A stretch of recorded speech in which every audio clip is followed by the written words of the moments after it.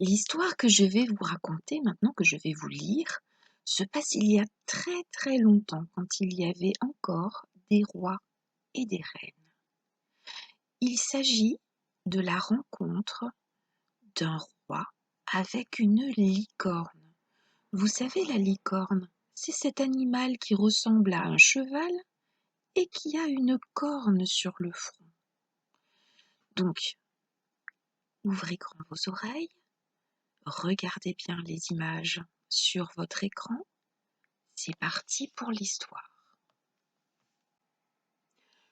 Aujourd'hui, je vous propose de découvrir l'histoire de la licorne, écrite par Martine Bourg.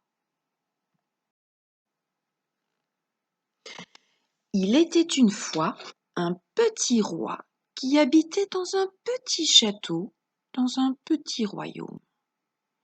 Un jour qu'il se promenait dans la grande forêt, le petit roi vit au loin, derrière les arbres, un animal extraordinaire.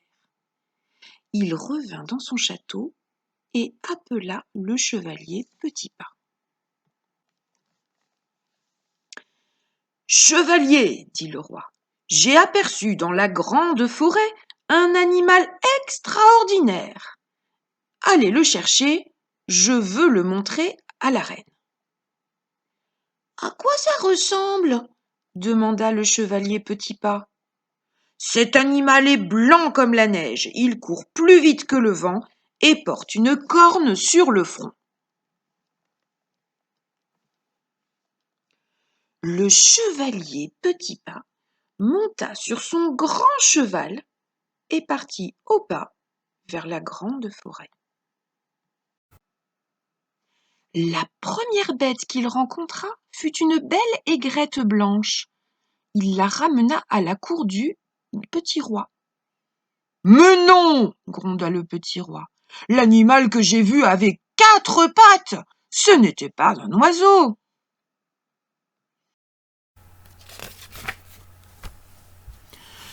Le chevalier Petit-Pas repartit au trot vers la grande forêt. Le deuxième animal qu'il rapporta était une chèvre blanche. « Imbécile !» dit le petit roi. « Une chèvre n'est pas un animal extraordinaire. Et la bête que j'ai vue n'avait qu'une seule corne. » Le chevalier Petit-Pas repartit au galop vers la grande forêt. Il revint avec un rhinocéros qu'il avait eu beaucoup de mal à capturer. « Idiot !» dit le petit roi. « L'animal que j'ai vu était blanc et léger, avec des pattes fines. »« J'en ai assez !»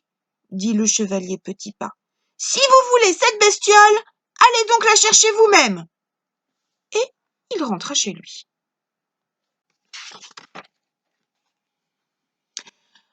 Alors le petit roi s'en alla tout seul dans la grande forêt, à la recherche de l'animal extraordinaire.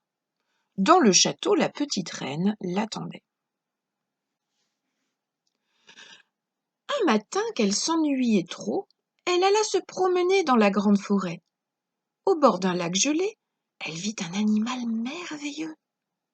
Elle s'approcha très doucement pour ne pas l'effrayer et lui demanda : « Es-tu l'animal blanc comme la neige et rapide comme le vent ? » ?»« Je suis la licorne, » répondit l'animal. « Tu es si belle, licorne. Viens dans notre petit château. Le roi sera comblé et moi je veillerai sur toi. Tu n'auras ni froid ni faim. » Et la licorne suivit la petite reine. Quand le petit roi, fatigué et déçu, revint dans son château, il n'en crut pas ses yeux. Il avait passé des jours entiers à explorer en vain la grande forêt, et la licorne était chez lui. Et elle parlait avec la petite reine. Bientôt, les gens accoururent des 4 coins du petit royaume pour voir l'animal extraordinaire, blanc comme la neige et rapide comme le vent. Les saisons passèrent. Au petit château, la licorne était bien nourrie et la petite reine l'aimait beaucoup. Pourtant, un matin, elle tomba malade. Le petit roi fit venir les meilleurs médecins du royaume, mais personne ne savait comment guérir la licorne. Au milieu de l'hiver, elle s'affaiblit encore, et la petite reine s'affola. « Que pouvons-nous faire pour toi, licorne ?» demanda-t-elle. La licorne murmura. « Emmenez-moi dans la grande forêt. La forêt me guérira. »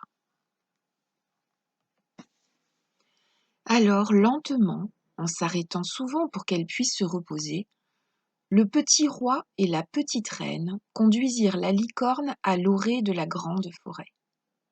Le vent soufflait et la neige tourbillonnait. Il faisait si froid que la petite reine se mit à grelotter et le petit roi à éternuer sans arrêt. Pourtant, la licorne allait mieux.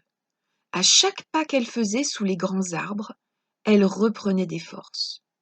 La petite reine, très étonnée, demanda « Dis-moi, licorne, qui t'a guéri si vite? Est-ce la grande forêt ?»« C'est la neige sous mes sabots, c'est le vent dans ma crinière, c'est le ciel au bout de ma corne. » Elle n'en dit pas plus. Le petit roi et la petite reine étaient tristes.